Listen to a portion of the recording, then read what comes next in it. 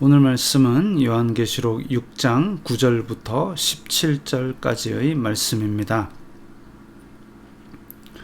다섯째 인을 떼실 때에 내가 보니 하나님의 말씀과 그들이 가진 증거로 말미암아 죽임을 당한 영혼들이 제단 아래에 있어 큰 소리로 불러 이르되 거룩하고 참되신 대주제여 땅에 거하는 자들을 심판하여 우리 피를 갚아주지 아니하시기를 어느 때까지 하시려 하나이까 하니. 자, 이 참 끔찍한 일이죠.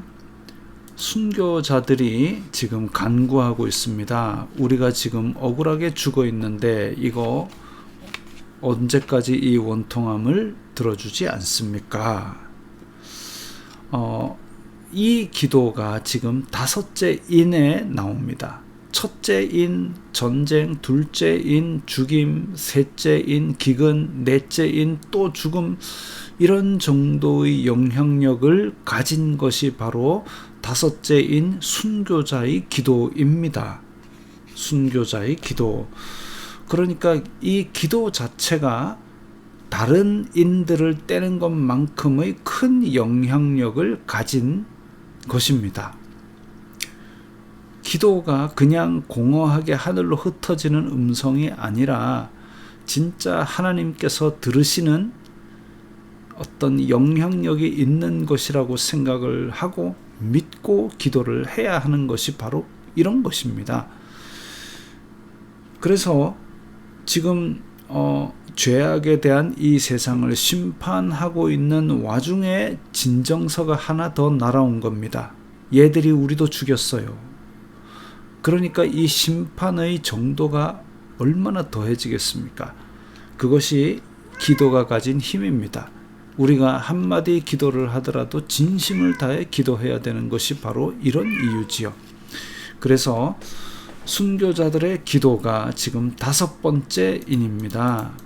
각각 그들에게 흰 두루마기를 주시며 이르시되 아직 잠시 동안 쉬되. 자, 믿음 안에서 죽은 성도들은 이렇게 낙원에서 쉬고 있습니다.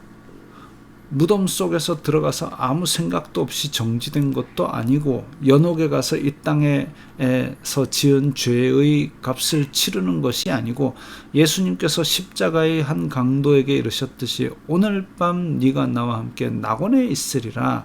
낙원에서 쉬는 것이죠. 그리고 마지막 날 심판 때는 예수 그리스도의 피로 말미암아 의롭다 하심을 얻고 영원한 하나님과의 기쁨을 누리게 되는 것이죠. 자, 그래서 쉬되 그들의 동무 종들과 형제들도 자기처럼 죽임을 당하여 그 수가 차기까지 하라 하시더라.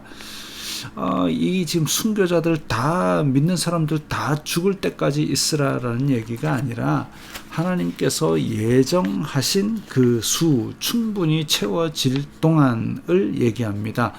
그런데 그 믿는 사람이 충분히 찬다라는 것이 14만 4천 명 숫자가 정해진 것이 아니라 아무도 능히 셀 수 없는 큰 무리, 각 나라와 족속과 민족에서 올라오는 큰 무리를 말하는 것이죠. 그래서 어쨌든 하나님께서 그들의 억울함을 신원하시고 인정은 하시는데 그러나 하나님이 정하신 그때에까지 심판을 유보하시는 것이죠. 왜? 한 사람이라도 더 믿는 사람을 구원하시기 위해서. 그래, 가라지를 뽑다가 알고까지 다칠까 봐 이런 생각을 우리가 앞의 성경을 통해서 할 수 있습니다. 내가 보니 6째 인을 떼실 때에 큰 지진이 나며 해가 검은 털로 짠 상복같이 검어지고 달은 온통 피같이 되며 이제 점점 이제 자연계로 심판이 확대되고 있습니다. 사실 사람들끼리 죽이고 해봐야 지구 표면상에서 있는 일이죠. 산과 들과 강과 그리고 가장 깊은 해구라 해도 10km밖에 안 됩니다.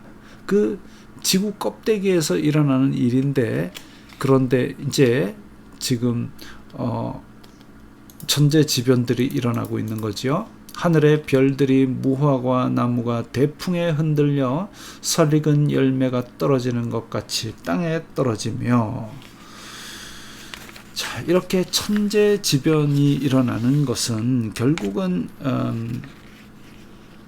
구약의 요엘 선지자가 묘사한 여호와의 날에 있는 것과 같습니다. 어떻게 보면 이제 진통을 통해서 새 하늘과 새 땅이 만들어지는 것이죠. 새 하늘과 새 땅으로 새 창조가 일어나는 겁니다. 처음 하늘과 처음 땅에서 타락한 인간들을 완전히 정화하고 하나님의 땅으로 만드는 것이죠. 자, 하늘은 두루마리가 말리는 것 같이 떠나가고 각 산과 섬이 제자리에서 옮겨짐에 땅의 임금들과 왕족들과 장군들과 부자들과 강한 자들과 모든 종과 자유인이, 자, 땅에 사람들끼리나 왕이나 장군이 있지만 지금 천재지변 앞에서는 그냥 단 하나의 생명입니다. 한 인간으로서, 한 생명을 가진 인간으로서 다 평등하고 동일해져 버리는 것이죠. 굴과 산들의 바위 틈에 숨어 산들과 바위들에게 말하되 우리 위에 떨어져 보좌에 앉으신 이의 얼굴에서와 그 어린 양의 진노에서 우리를 가리라. 이런 천재지변이 나면 성도들은 더 간절하게 하나님을 찾아야 됩니다. 어려움이 있을 때 더 하나님을 깊이 찾는 것이 우리의 믿음이어야 하지요. 그들의 진노의 큰 날이 이르렀으니 누가 능히 서리요 하더라. 누가 능히 서리요? 하나님 앞에는 아무도 고개 빳빳이 들고 설 자가 없지만 우리 구원받은 성도들은 나중에 그 앞에 서서 찬양합니다. 그게 바로 구원받은 백성과 안 받은 백성의 차이라고 할 수 있겠죠. 그래서 첫 창조가 무너지고 새 창조를 이루시는 그 원동력이 되는 예수 그리스도, 그 예수 그리스도께서 우리에게 생명을 주시는 심판주이심을 믿어야 하는 겁니다.